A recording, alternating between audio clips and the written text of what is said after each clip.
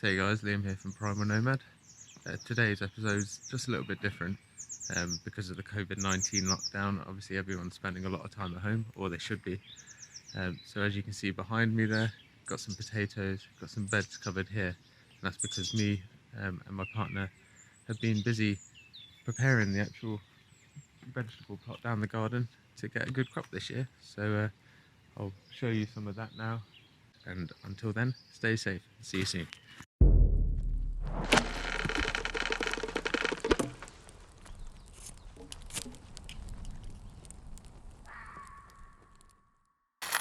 Having spent time clearing the ground of all weeds, digging over and painting the raised beds, it was time to move on to planting and more maintenance, with spring well and truly showing its face.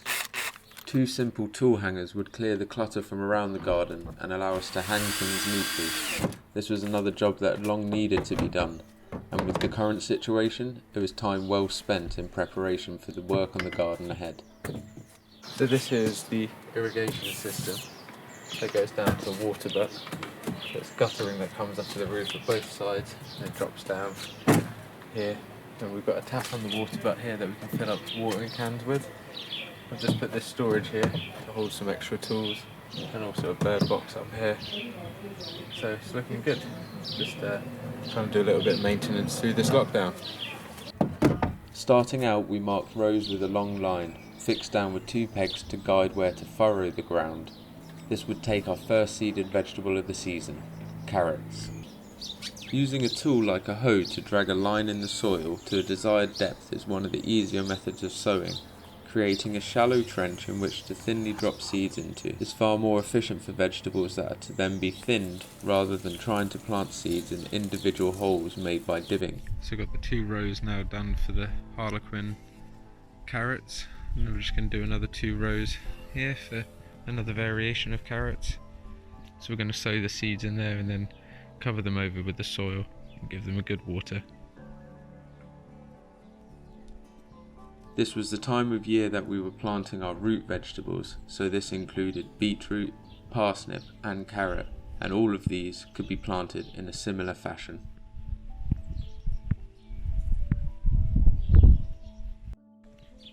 So we've got 3 rows done, and now on the final one.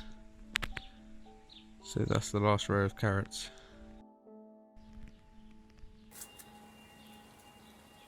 Seeds like carrot are small and hard to plant precisely. For this reason we opted to lightly sprinkle them in prepared rows, in the knowledge that we would then thin them at various points, allowing sufficient space for the remaining carrots, whilst also providing spring, baby ones that will be valued eating whilst waiting for the main crop to mature.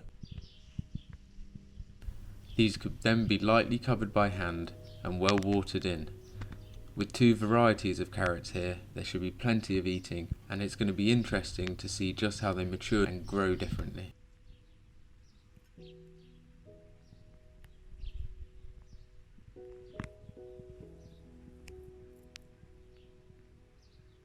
This is really therapeutic actually, just sowing some seeds, doing it with Ellie.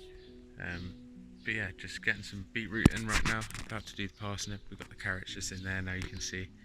So yeah, just really enjoyable. Lockdown couldn't be better. So we've got beetroot seeds here that we're sowing now.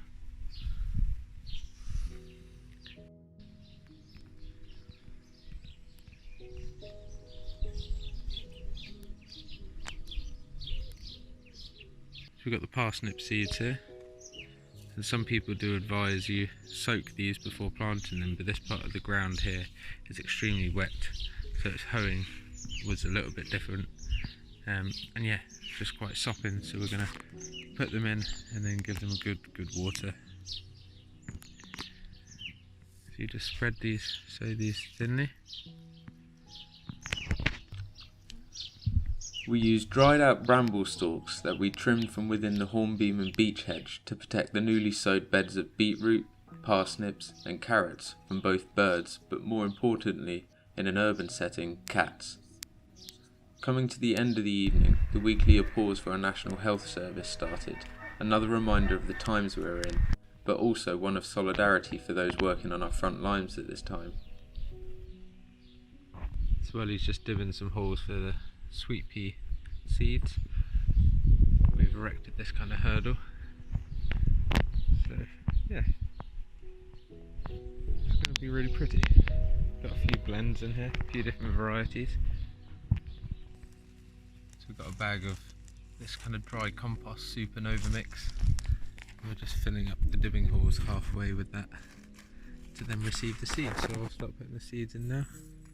Put them in a little ramekin. We'll put one seed in. Put one seed in. And some people do sow these just with in kind of beds. We don't have many seeds, so we're going to try and just space them out.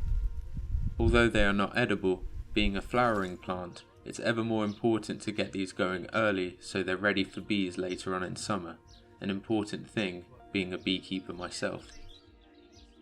And talking about earlies, this was a perfect time, being Good Friday, to start getting the second early potatoes in. This is always a date to remember for planting and an exciting time because it's one of the main crops going in. Using a shovel to create a shallow trench and then loosening up the bottom creates the perfect channel for the potato seeds to be dibbed into. The earth can then be raised up either side to create a bank, allowing the potato roots to set deep and hopefully produce more tubers. So the beds are now done for the potatoes, and I've just loosened the soil along where I was walking. So I've only gone down a few inches here, and I've mounded up the earth on either side. And this is more of an Irish tradition. You'll plant your potatoes along there, your seed potatoes that have gone to sprout or ones you buy. And we're doing second earlies now. So you'll do that, then you'll rake the earth back over, cover them, and then in the gaps in between here, you dig that out and just pile up and make the mound from that. And you'll only go down on a shallow dig at first, in between each row. And when they start popping up, you then can bank up further from those stretches in between. So covered the seed beds with some netting. Just going to get another bit of netting for this area. That will just keep the birds and the cats off them, especially when they're freshly seeded. So we'll do the potatoes now in the runs. Got the seed potatoes ready. So we've got the potatoes lined out and ready for planting. So we've got new potato seeds, and then we've got just potatoes that we bought that went to seed, including a red one. So it's Good Friday now, got the dibber, so we're gonna start putting the potatoes in. So dug the trenches and got the seeds ready, and yeah, just gonna poke a hole in, widen it up with the rotational kind of movement. Make sure it's kind of still loose in there, don't want to firm it up too much, but then I'll drop the seed in and cover it down. We're dropping them probably in a good 2 or 3 inches in the ground so they go nice and deep. Planting potatoes is always a rewarding part of the year. Being fairly self-sufficient plants, the hardest part of the work is done digging the trenches, leaving only banking up to do. The seed potatoes were gifted by Ellie's mum, and these had long shoots ready to be planted into a dibbed hole facing upwards. The next set of potatoes to plant were ones that we hadn't managed to use before they had developed shoots, so rather than waste them or buy more seeds, we planted them. So we put a post in to mark where the separation is between the rows. So we've got new potatoes up to that post, and on this side it's going to the random blend. They're going in really nicely. This is always the part you can guarantee Dad's arrival. Being Irish, helping with the potatoes is in his blood. So Dad, what were you just saying? Just remembering my grandmother who lived from 1899 to 1966. My grandmother talked to me about back home in Ireland when they would grow potatoes. They didn't have to plant the whole potato like we do in England. So when they came to eat it, they'd cut that out, and it was known as the skillorn. The skillorn? The skillorn. Skillorn. Yeah. And the rest of it I think was called the queeracorn. But anyway, and they'd cut that out and they'd keep them in like a towel or something anyway. And when it came to planting time, that's all they planted, just the skilloon. Wow, so just the just the eye of the potato. Yeah, because the ground was so rich that you know, it just didn't need all the rest of that. Wow. That was in County Tipperary, of course. Whereas we have to here plant the whole seed, Yeah. seed potato. And that's our only red, Dad. Yeah. Our only red one. Planted by the red dressed woman.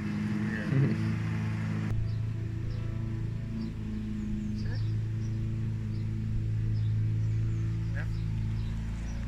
Beautiful. So Dad's come down for Good Friday to start off the first mound up of the potato ridges. So you can see he's going in at a slight angle to create the ridge.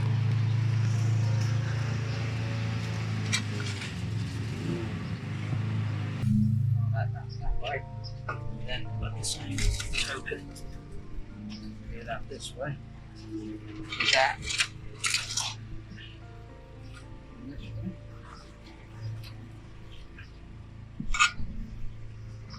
So what you're effectively doing is creating a ledge. Brilliant. And there's Mum.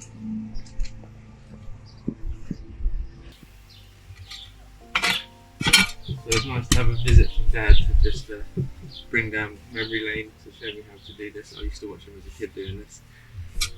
Always good to have a bit of expertise on apps like that. So yeah, just carrying on, banking up and then dug that out and piled up that half. Going to do the same on this side and then slope it off. So the potatoes are deep now within there and should start going straight away pretty much. And we'll water along the troughs and be good to go.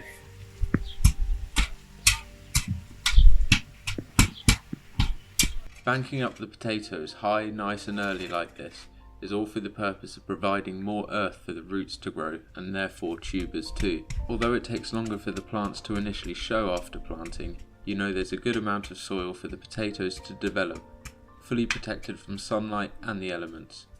Having seen Dad do this many times before, it felt nostalgic to work away on the same beds, and it served as welcome exercise for my recovering shoulder too.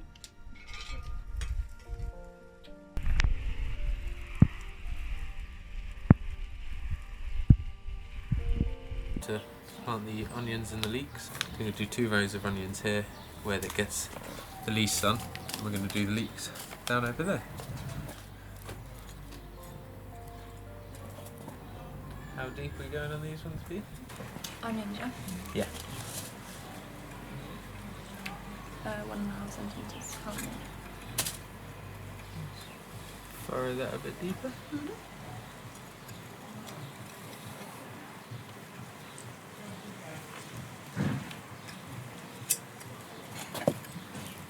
There we are. Yeah.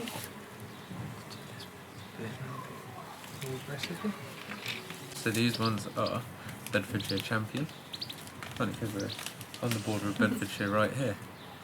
So it comes with this handy little tag. We can put that in the end ready when we're done at the end, I guess.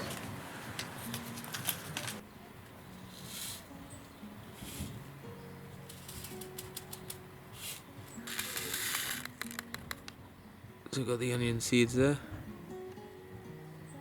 They're ready to go in.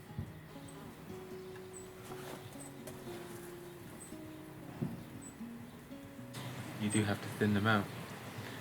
And when you thin them out, you can add them, like it says on the packet there, add them into salads or plant them as other plants. So, really, really versatile. Not only do you get onions, but you get spring salads, almost like spring onions.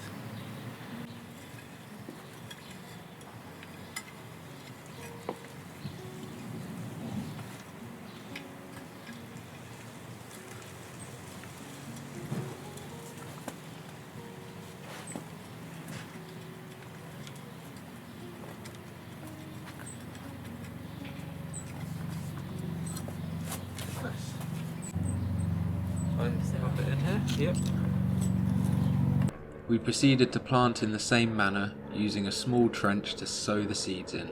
Both the leeks and the onions could be thinned out at a later date to provide spring salads. We left plenty of room in between the rows so that we could plant thinnings and other seedlings into those rows, as we weren't sure just yet what vegetables we were getting, or would still be sowing.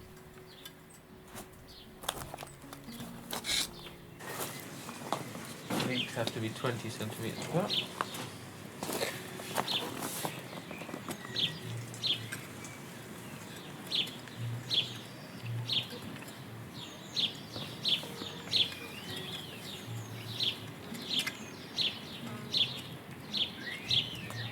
Good exercise for the shoulder, this. So we're going to sow the leeks quite thinly in this bed. So then when they're ready, and about 12 centimetres tall, we'll then dib holes either side of the row and transplant each individual leek into there. I'm just leaving 2 centimetres, an inch between.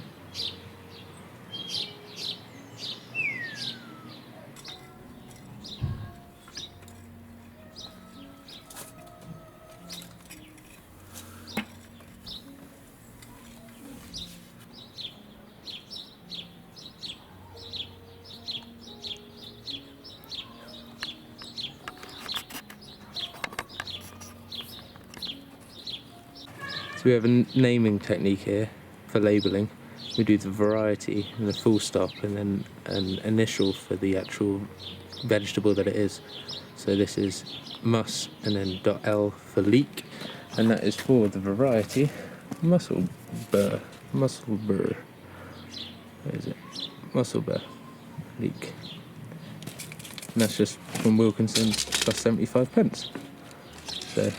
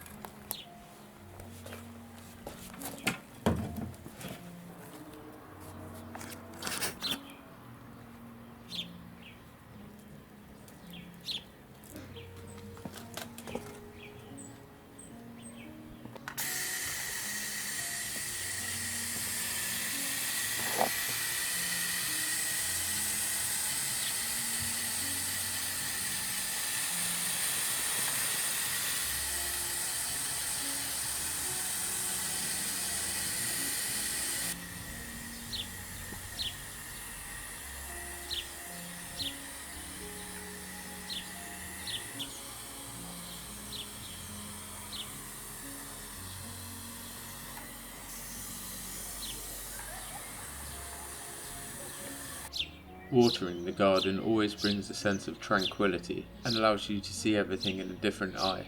It's at times like this that you notice all of the wildlife and all the progress that you've made, with the weather getting better every day and summer just around the corner.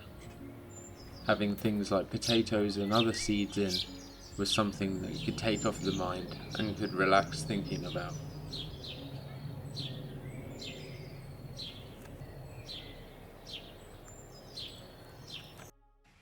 So I've got the rhubarb plant here, and I've actually been picking a few stems. These are quite long ones, not exactly the thickest, but we've got to do some thinning out, so otherwise it just swamps itself. Really good plant, this one. Had it for about 30 years in the family. It was at my first ever house that I remember. My parents had that about 10 years. Crazy. With rhubarb, you can follow the stems right down into here and find where it goes in. This one's quite a good one. And you can pitch your thumb right up against the curve here just to help it back, so you can give it a tug. It should come quite freely. You get the whole bit, then you just cut off the leaf. And this little section here. So I've just taken the leaves off the stems now. I'm just going to chop these into there with the knife.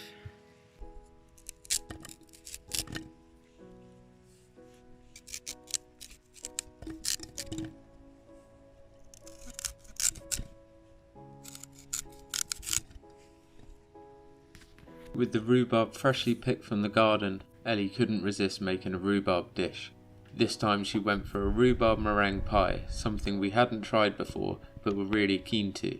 Dishes like this are always memorable when you use your own produce, and more often than not, taste way better than anything you'll buy in a store. I'll leave a link to the recipe down in the description below. But until next time, thanks for watching, stay safe, and see you soon.